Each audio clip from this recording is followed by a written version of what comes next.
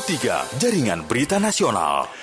Terima kasih pendengar, Anda masih bersama kami. Pendengar, Hari Kebangkitan Nasional, momentum bersama-sama untuk mengobarkan semangat bangkit dari pandemi. Rakyat Indonesia merayakan Hari Kebangkitan Nasional yang diperingati setiap 20 Mei. Pada tahun ini, Hari Kebangkitan Nasional atau Harkitnas jatuh pada hari Jumat 20 Mei 2022. Adapun tema dari Hari Kebangkitan Nasional 2022, Ayo Bangkit Bersama. Tema ini dipilih agar Hari Kebangkitan Nasional bisa menjadi momentum untuk bersama-sama mengobarkan semangat bangkit dari pandemi. Dengan kata lain, yang perlu dibangkitkan adalah semangat menjauhi pertengkaran dan semangat membangkitkan ekonomi yang terpuruk karena pandemi. Peringatan Harkitnas sendiri bertepatan dengan hari lahir Budi Utomo 1908. Organisasi Budi Utomo mengubah metode perjuangan rakyat Indonesia yang awalnya bersifat fisik kemudian melibatkan cara diplomasi. Mereka pun memiliki andil dalam membuat perjuangan yang bersifat kedaerahan menjadi bersifat nasional. Apa yang bisa kita maknai pada Hari Kebangkitan Nasional untuk tetap semangat dalam menghadapi kondisi negara saat ini? Itulah tema yang akan kami bahas pada pagi hari ini bersama dengan narasumber yang telah tersambung melalui saluran telepon bersama dengan analis kebijakan ahli media bidang karakter dan wawasan kebangsaan Polpum Kemendagri yang juga Ketua Belajar Menjadi Orang Indonesia atau BEMOI, Dr. Andes Bangun Sitohang MM. Pak Bangun Sitohang, selamat pagi, apa kabar Pak? Selamat pagi Mas Rudi, selamat pagi juga pendengar RRI dimanapun berada. Terima kasih. Kita jadikan momentum pagi hari ini atau hari ini sebagai Hari Kebangkitan Nasional. Ayo bangkit bersama, itu tema besar kita Pak ya? Betul. Iya. Baik, apa yang bisa kita maknai dari Hari Kebangkitan Nasional ini dengan apa yang kita hadapi, khususnya permasalahan pandemi, walaupun sudah melandai tetapi masih menjadi bagian dari kita saat ini, Pak? Kita harus berangkat dari awal dasar dulu, core bisnisnya dari Hari Kebangkitan itu, ya Mas Rudi ya. Kalau dibilang bangkit, berarti kita bergerak ke depan, optimisme dan tentu ke arah yang lebih baik yang kita cita-citakan.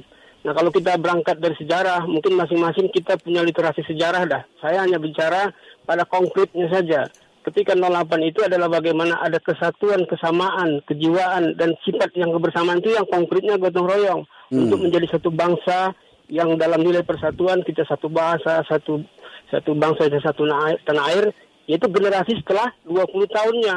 Jadi proses bangkit itu juga dia ada proses generasinya. Nah, di 28, disitulah konkretnya kekuatan kita menjadi satu bangsa. Dalam arti masih semangat ada di situ. Tadi masih cita-cita di 08, bangkit kita untuk mengusir penjajah, tapi kemudian dia terakumulasi lagi di 2008. Nah, titik kulminasinya kita mencapai kemerdekaan. Semua ini adalah karena kerjasama atau berjuang bersama, gotong royongan, senasib senanggungan. Itu maknanya. Ayo kita bangkit bersama seperti dibikin oleh pemerintah saat ini, temanya gitu Mas. Iya, bersama berarti kan ada kekompakan di sana Pak ya, ada kebersamaan yang harus kita jalankan bersama. Nah, bagaimana kalaupun memang harus dikatakan merekatkan kembali kebersamaan kita, meningkatkan kembali rasa kekompakan kita, apa yang bisa kita atau awali lagi untuk memulai itu semuanya lebih rekat lagi?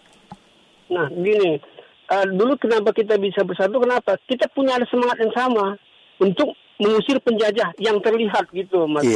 Nah, untuk sekarang ada penjajah yang nggak kelihatan, itulah COVID. Nah, itu jadi kita juga harus sama-sama untuk dalam rangka mengatasi dampaknya Mas. Kalau COVID itu kan sudah masuk analisa yang lain lah itu, tapi dampaknya nih orang mungkin ketika 2 tahun terakhir ini sulit bekerja, sulit dalam transaksi bisnis dan sulit hal yang menyangkut tata laku kehidupan di masyarakat lah seperti itu.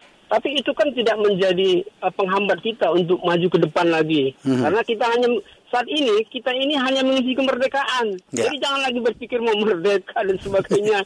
Yang kita pikirkan adalah bagaimana mensyukuri nikmat dari kemerdekaan yang lebih dengan darah para pejuang itu. Itu dulu yang kita maknain. Kita jangan lagi berpikir yang di luar konstitusional. Artinya kita sudah merdeka, bersatu, berdaulat. Bagaimana menuju yang adil dan makmur? Itu yang harus kita konkretkan. Nah, pandemi COVID ini semuanya bukan hanya masalah dari pemerintah gitu, tapi adalah seluruh dunia. Jadi artinya ini penyakit yang tidak kita lihat, tantangan tidak dilihat, tapi dampaknya kita rasakan. Jadi kayak angin gitu Mas, dia berhembus terasa, tapi nggak bisa terjamah kan.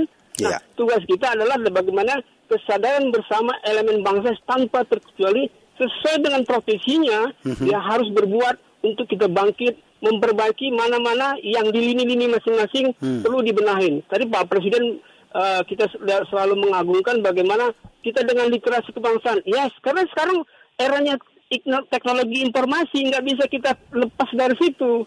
Nah, bagaimana percepatannya untuk menyampaikan pesan-pesan. Tapi di balik semua itu adalah bagaimana kembali kepada nilai moral masing-masing yang tetap merekat kepada kehidupan berbangsa, yaitu 4 konsensus. Itu dulu, Mas Sementara. Ya, kalau untuk menanamkan optimis kita semua sebagai anak bangsa, untuk semua elemen bangsa, untuk bisa menghadapi ini, untuk bangkit bersama, merekatkan semua yang ada saat ini, bagaimana caranya ini, Pak? Ya, kalau saya sih secara sederhana, kita harus belajar menjadi Indonesia. Kenapa saya bilang gitu, Mas Rudi? Begini. Kita punya bahasa Indonesia. Kok di sekolah masih ada pelajaran bahasa Indonesia? Supaya kita tahu grammar atau tata bahasanya, yang bahasa santun, bahasa penyampaian, bahasa menjawab. Berbangsa juga begitu, Mas. Tidak ada orang lahir langsung jadi bahasa Indonesia, dah tahu Pancasila, tahu pembukaan, enggak seperti itu. Tapi harus dia diajarkan. Disitulah pentingnya ada kalau di dalam negara ada pendidikan politik. Dalam kebangsaan, pendidikan kebangsaan.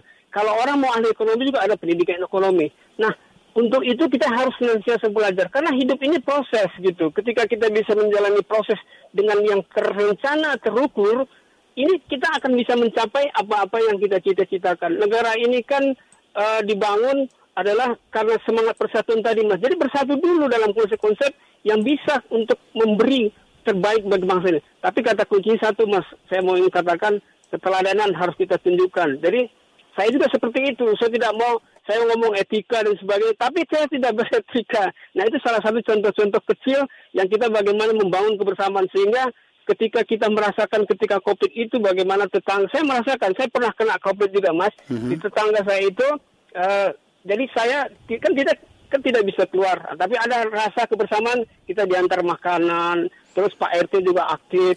Nah, ini kan bentuk kebersamaan. Nah, ketika itu kita bisa, ketika COVID. Nah, pasca COVID ini, kan kita mau membangun bersama lagi semangat kita. Loh, kita kok nggak bisa seperti itu? Artinya, harus samalah kedisiplinan kita sebelum COVID, setelah COVID, dan ke depan lagi. Kira-kira itu. Jadi, tapi ini bukan tanggung jawab pemerintah semata atau kelompok-kelompok yang dianggap bisa mampu. Tapi semua tanpa kecuali sesuai dengan kapasitasnya. Gitu.